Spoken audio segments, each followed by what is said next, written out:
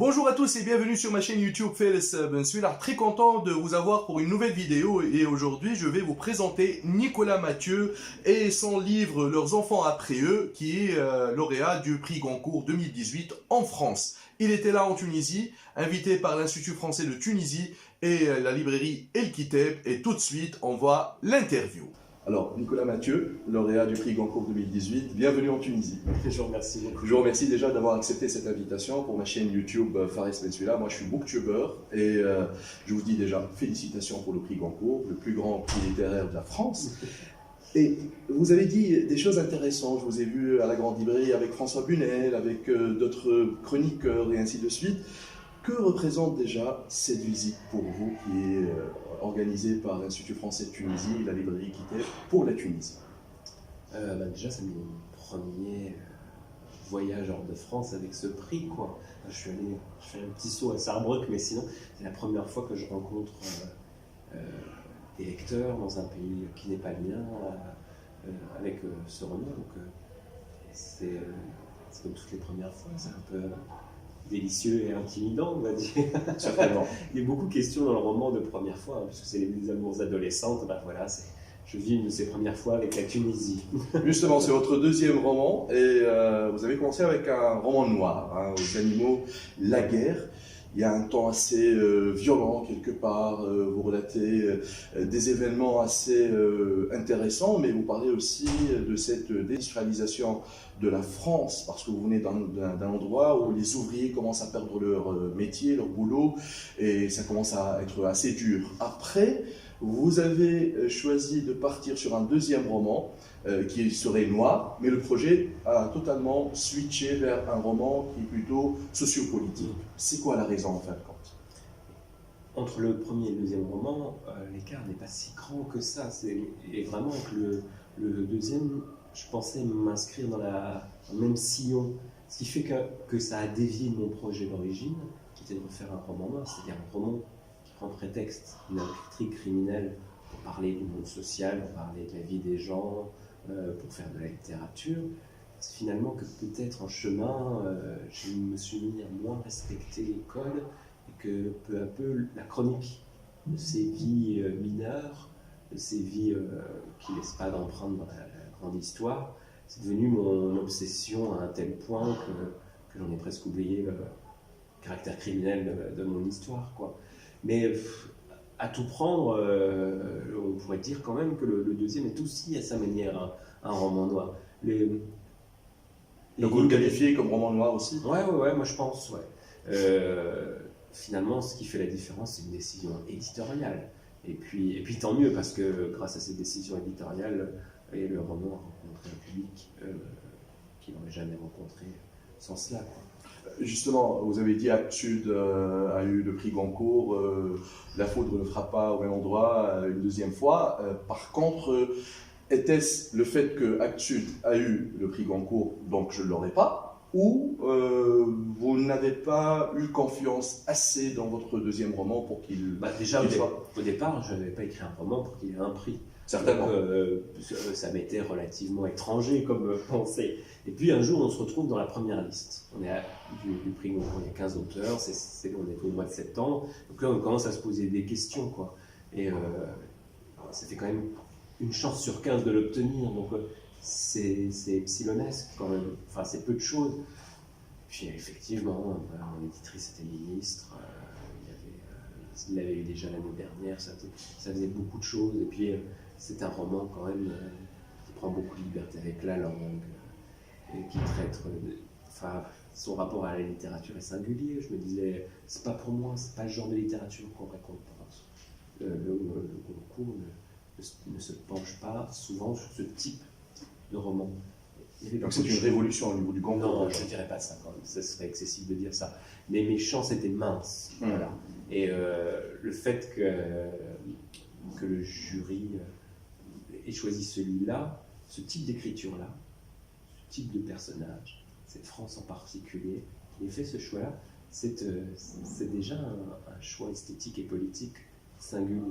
Avant de plonger dans votre roman, je souhaiterais poser la question, avoir le Goncourt au deuxième roman. N'avez-vous pas peur de Mais la si. suite, de l'avenir? Bien sûr que j'ai peur. Alors j'ai moins peur de ne pas payer mon loyer, ça c'est sûr, mais en revanche, j'ai quand même très peur de ne plus pouvoir écrire. Enfin non, pas à ce point-là. Et je me demande... Les lecteurs sont plus exigeants, les critiques littéraires sont plus exigeants. Alors il y a ça, on sait que pour le deuxième, on est un peu attendu au coin du bois, qu'un coup de fusil n'est pas exclu, mais je me dis surtout que ça fait peser une espèce d'épée de Damoclès symbolique au-dessus de mon travail d'écriture. C'est-à-dire, vous savez, écrire, c'est quand même un boulot de chien, on est tout seul dans une chambre, il faut mettre une phrase après une autre, un mot après un autre, une lettre après une lettre.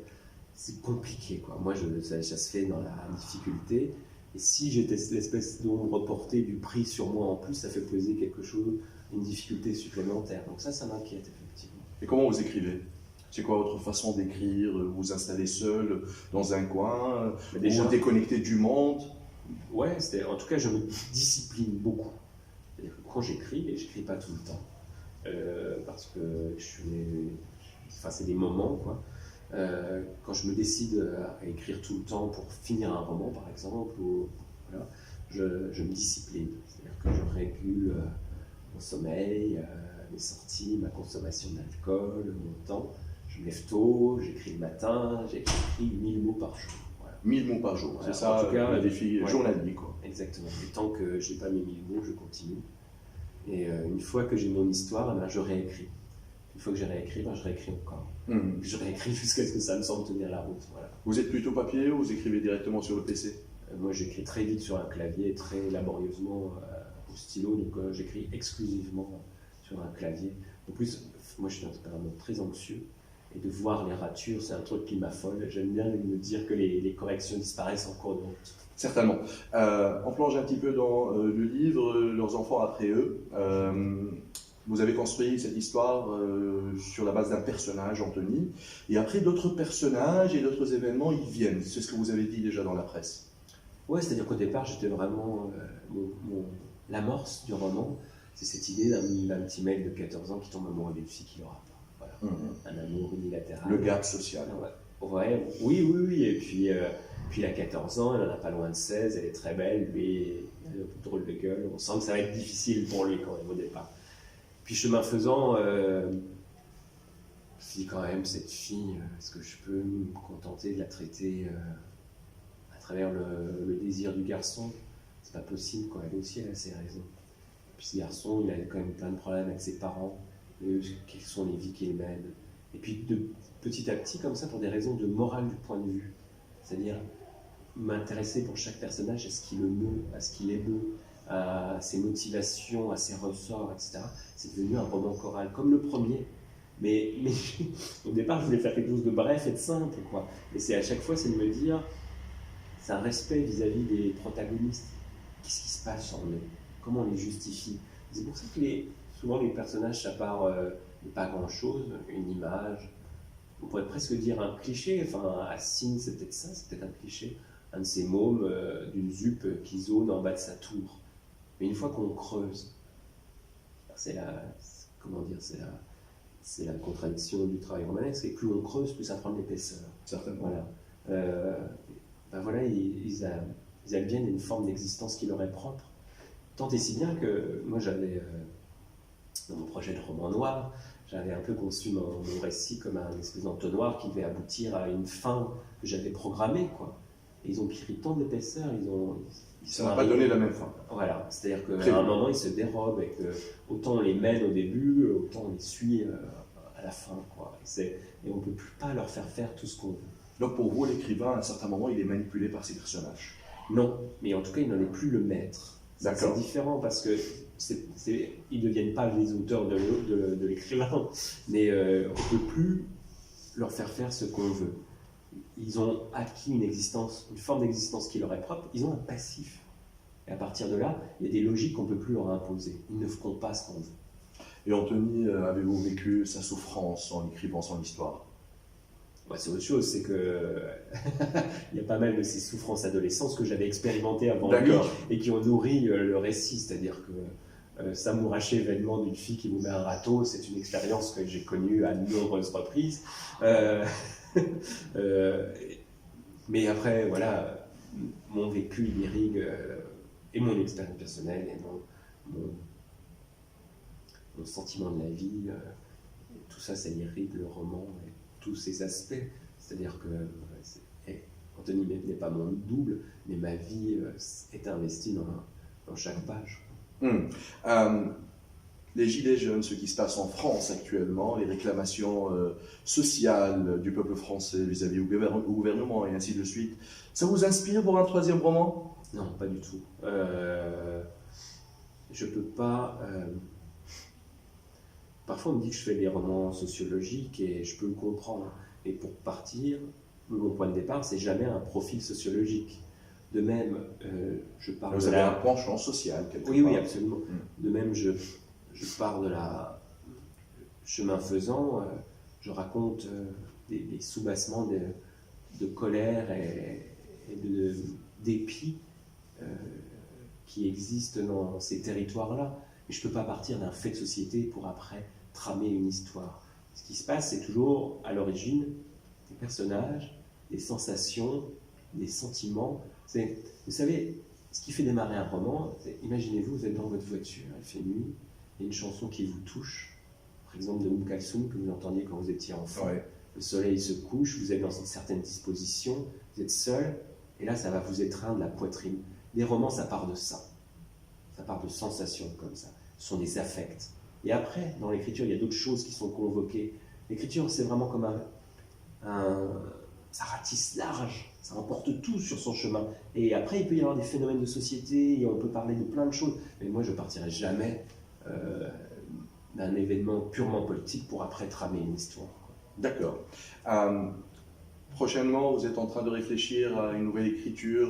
Vous écrivez maintenant ou vous reposez, vous faites votre tournée en tant qu'écrivain lauréat du Goncourt? Je ne repose pas parce que je suis très très sollicité. Certainement, vous rencontrez vos lecteurs un peu partout dans le monde. Voilà. Oui, il y a une...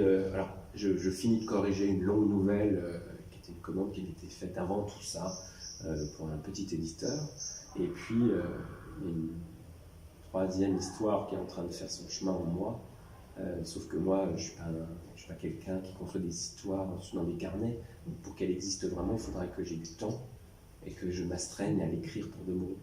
Ça m'intrigue le mot « commandé par un éditeur ». Donc, si on regarde le truc comme ça, vous êtes le genre d'écrivain quand on lui commande, parce que vous avez eu un prix, donc on vous commande une nouvelle ou un livre. Je vais vous expliquer comment ça s'est passé. J'étais dans un salon en Bretagne, à Lamballe. On mangeait des moules et on buvait du vin blanc. Et là, il y a un ami auteur qui est directeur de collection qui m'a dit « Oui, j'ai une petite collection de nouvelles, ça ne te prendra pas longtemps, tu as bien un truc. » Et comme j'avais bu trop de vin blanc et mangé trop de fruits, j'ai dit oui.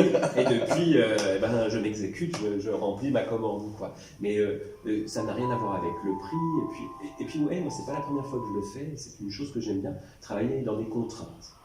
C'est-à-dire... sous pression. Alors, c'est pas tellement... Alors, il y a la pression du temps, du délai et du rendu, mais surtout de se dire il faut faire en temps de mots, il faut que ce soit une nouvelle policière. Voilà, c'est intéressant d'écrire sous... C'est comme la commande dans les... voilà, Michel-Ange à la Renaissance, on lui commandait une fresque pour une église, il s'exécutait. L'image de l'artiste moderne nous a éloignés de ça. On a l'impression que l'artiste, c'est toujours quelqu'un qui exprime une liberté et qui le fait de sa seule main. Et ça vient avec l'inspiration à un moment donné. Mais en réalité, une œuvre, elle peut découler d'une commande, elle peut être collective, elle est de toute façon toujours construite par aussi la lecture du lecteur. C'est pas si simple que ça. Moi, je suis pas du tout dans une vision